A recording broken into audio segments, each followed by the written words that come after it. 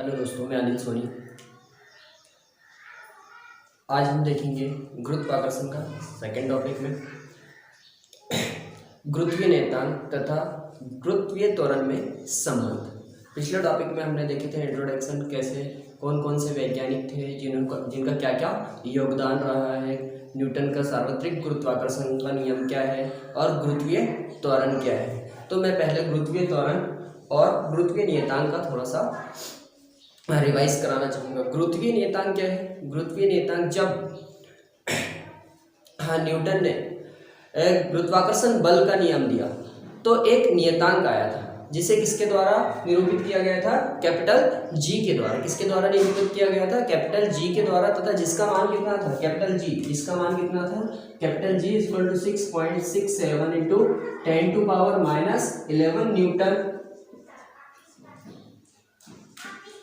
Metre square upon kilogram का square.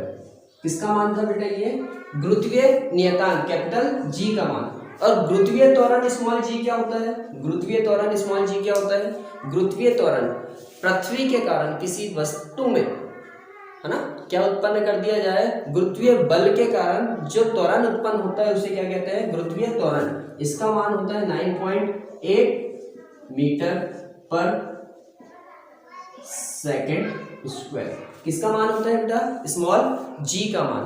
तो आज हम देखने वाले हैं कैपिटल जी और स्मॉल जी में क्या रिलेशन है ना, एक दूसरे से ये कैसे जुड़े हुए हैं। अगर हम बात करें कि हमारे पृथ्वी कैसी है? गोल। पृथ्वी कैसी है? गोल।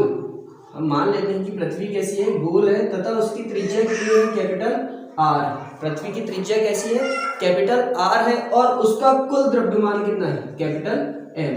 पृथ्वी का कुल द्रव्यमान क्या है? Capital M. तो देखते हैं क्या है कि माना पृथ्वी का द्रव्यमान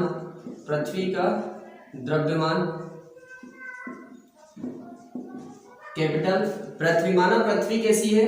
पृथ्वी गोल है, तथा उसकी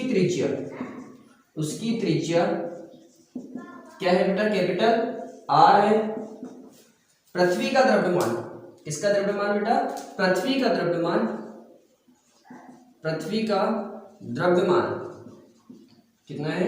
कैपिटल एम है, तथा कुल द्रव्यमान कहां पर स्थित है? उसके केंद्र पर। कुल द्रव्यमान पृथ्वी के केंद्र में है। पृथ्वी सतह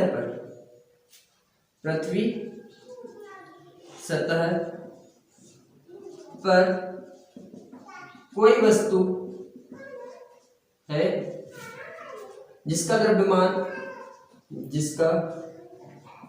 द्रव्यमान स्मॉल एम है, उस पर गुरुत्व बल के कारण त्वरण उत्पन्न,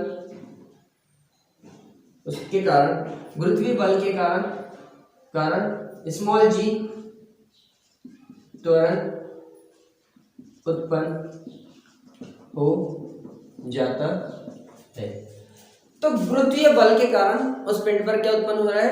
त्वरण उत्पन्न हो रहा है। तो हम देखें न्यूटन के गुरुत्वाकर्षण के नियम से। किसके बेटा? गुरुत्वाकर्षण के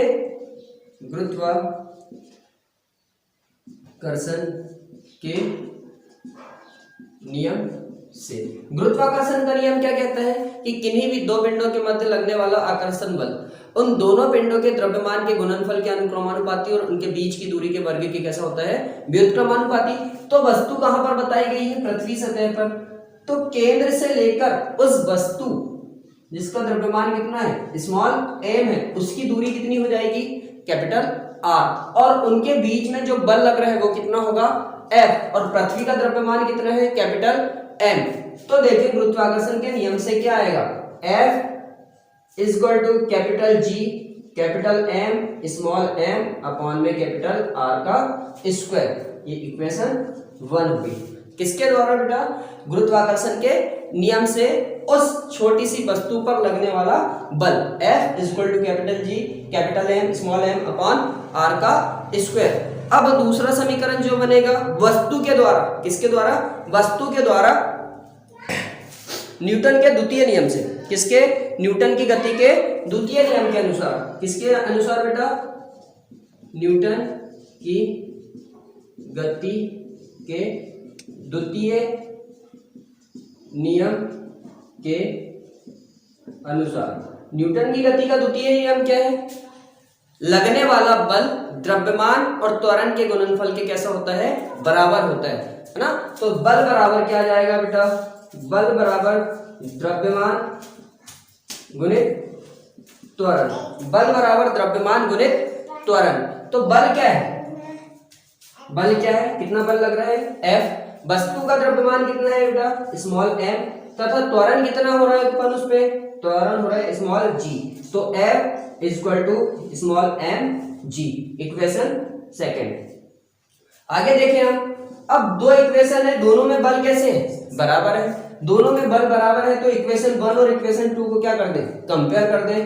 कंपेयर करने पर क्या मिलेगा हमें? Equation 1 equal to equation 2 m g equal to capital G capital M small m upon r का स्क्वायर। और देखिए बेटा, G को ट्रांसफर करो, M को ट्रांसफर करें तो G इक्वल टू कितना हो जाएगा? G equal to capital G capital M small m upon r square into small m। Small m से स्मॉल m कट गया। स्मॉल g इक्वल टू कितना आ गया हमें? Capital G capital M upon r का स्क्वायर। ये किसकी value निकली बेटा? गुरुत्वीय त्वरण की। किसकी वैल्यू निकली? ये गुरुत्वीय त्वरण की। इसी प्रकार से गुरुत्वीय नियतांक की अगर वैल्यू निकालना है तो गुरुत्वीय नियतांक की जो वैल्यू निकलेगी इसे ट्रांसफर करते हैं हम r स्क्वायर को, तो capital G equal to r का square small g upon capital M। ये किसकी वैल्यू होगी बेटा? गुरुत्वीय नियतांक की। अगर हमें त्रिज्या निकालना है, r की वैल्यू निकालना है, दूरी निकालना है, तो कैसे निकालेंगे? r को रहने दें, कैपिटल M को इधर ट्रांसफर कर दें तो कितना जाएगा?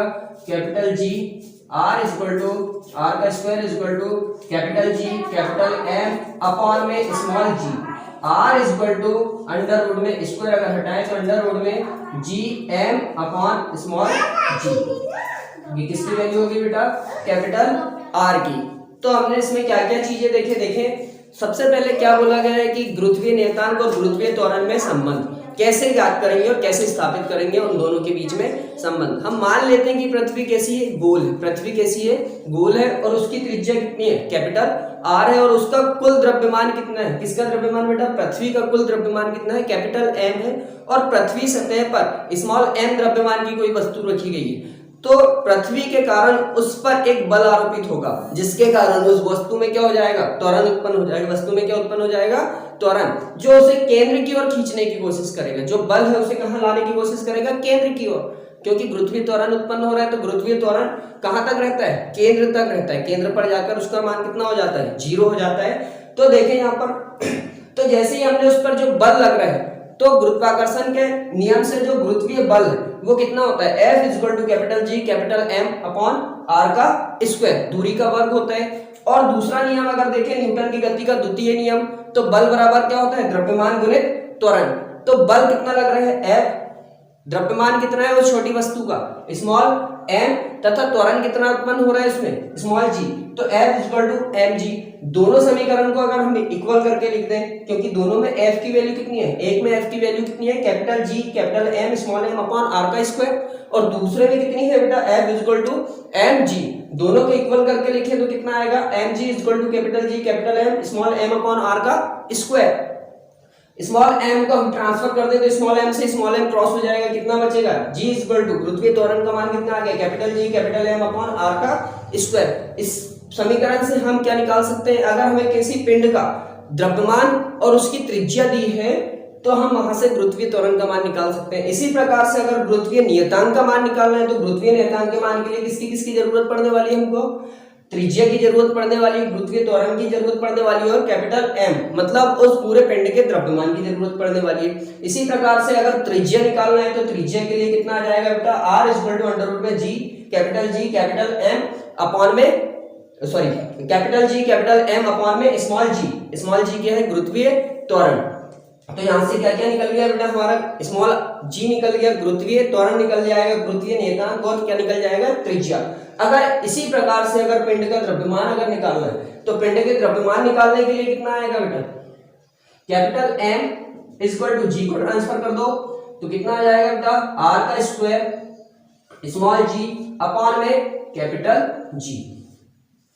एक ही समीकरण से हम कितनी सारी चीजें निकाल सकते हैं, जी स्मॉल जी निकाल सकते हैं, कैपिटल जी निकाल सकते हैं, आर निकाल सकते हैं और पिंड का क्या निकाल सकते हैं, द्रव्यमान निकाल सकते हैं। या ये तीन चीजें दी रही, इधर वाली तीन चीजें दी रहेगी तो हम इधर वाली वैल्यूज को क्या कर सकते हैं, निकाल सकते हैं। जितने भी न्यूमेरिकल्स आते हैं उसमें ये तीनों चारों फॉर्मूले में से कोई ना कोई जरूर लगता है। ओके, अब नेक्स्ट देखेंगे हम कैपिटल जी और स्मॉल जी में अंतर। नेक्स्ट क्या है, कैपिटल जी और स्मॉल जी में अंतर क्या होता है। कैपिटल जी और स्मॉल जी में अंतर, अगला पॉइंट देखेंगे हम, स्मॉल जी और कैपिटल जी में अंतर। स्मॉल जी गुरुत्वीय नियतांक तथा गुरुत्वीय त्वरण में अंतर क्या होता है। स्मॉल जी और गुरुत्वीय त्वरण देखते हैं, सॉरी स्मॉल जी और कैपिटल जी में अंतर। पहला है कैपिटल जी का जो मान होता है, गुरुत्वीय नियतांक का मान जो होता है इकाई द्रव्यमान के दो पिंडों की इकाई दूरी पर स्थित होने पर एक दूसरे पर जितना आकर्षण बल लगता है, एक दूसरे पर जितना आकर्षण बल लगता है उसके संख्यात्मक मान को किसके द्वारा, कैपिटल जी के द्वारा निरूपित किया जाता है। जो एक दूसरे पर बल लग रहा है उसके संख्यात्मक मान को किसके द्वारा, कैपिटल जी के द्वारा क्या किया जाता है, निरूपित किया जाता है। जबकि गुरुत्वीय त्वरण क्या है बेटा, गुरुत्व के कारण किसी पिंड पर जितना त्वरण उत्पन्न होता है, किसके कारण, गुरुत्व के कारण किसी पिंड पर जितना त्वरण उत्पन्न होता है उसे क्या कहा जाता है, गुरुत्वीय त्वरण। इसे किसके द्वारा डिनोट किया जाता है बेटा, स्मॉल जी के द्वारा। इसे किसके द्वारा, स्मॉल जी से प्रदर्शित करते हैं। दूसरा देखते हैं, इसका मान प्रत्येक स्थान पर एक समान होता है। किसका, गुरुत्वीय नियतांक का जो मान होता है प्रत्येक स्थान पर कैसा होता है, एक समान होता है। लेकिन अगर हम गुरुत्वीय त्वरण की बात करें तो इसका मान भिन्न भिन्न स्थानों पर भिन्न भिन्न होता है, अलग अलग स्थानों पर कैसा होता है, अलग अलग होता है। जैसे विषुवत रेखा से ध्रुवों की ओर जाने पर, कहां से बेटा, विषुवत रेखा से आप ध्रुव की तरफ मतलब पृथ्वी के छोर की तरफ अगर जाओगे तो गुरुत्वीय त्वरण का मान बढ़ते जाएगा, गुरुत्वीय त्वरण का मान क्या होते जाएगा, बढ़ते जाएगा। और अगर पृथ्वी से ऊपर जाते हो, है ना, पृथ्वी सतह से कहां जाते हो, ऊपर जाते हो, या पृथ्वी सतह से नीचे जाते हो तो गुरुत्वीय त्वरण का मान क्या होते जाता है, कम होते जाता है। गुरुत्वीय त्वरण का मान जो होता है पृथ्वी के केंद्र पर कितना होता है, शून्य होता है। पृथ्वी के केंद्र पर कितना होता है, शून्य होता है। इसका मान जो है गुरुत्वीय नियतांक जो है, गुरुत्वीय नियतांक का मान कितना होता है, 6.67 × 10⁻11 metre newton metre square upon kilogram का स्क्वायर। और स्मॉल जी जो गुरुत्वीय त्वरण है उसका मान कितना होता है, जी इक्वल टू 9.8 मीटर पर सेकंड स्क्वायर। यह एक अदिश राशि है। गुरुत्वीय नियतांक कैसी राशि है, अदिश राशि है। लेकिन जो गुरुत्वीय त्वरण है वो कैसी राशि है, सदिश राशि है। क्यों सदिश राशि है, क्योंकि हमेशा जो है गुरुत्वीय त्वरण कहाँ लगता है, पृथ्वी के केंद्र की ओर। कहाँ लगता है, पृथ्वी के केंद्र की ओर। इसका मान पिंड की प्रकृति पर निर्भर नहीं करता। भैया पिंड कैसे भी आकार आकृति का हो सकता है। किसका मान, गुरुत्वीय नियतांक का मान पृथ्वी की किसी भी पिंड की प्रकृति पर निर्भर नहीं करता। इसी प्रकार से हम गुरुत्वीय त्वरण की बात करें तो यह इसका मान जो है पिंड के द्रव्यमान पर निर्भर नहीं करेगा। किस पर निर्भर नहीं करेगा, पिंड के द्रव्यमान पर निर्भर नहीं करता है। किसका मान, गुरुत्वीय त्वरण का मान। आप लोगों को समझ में आया होगा तो बहुत अच्छी बात है।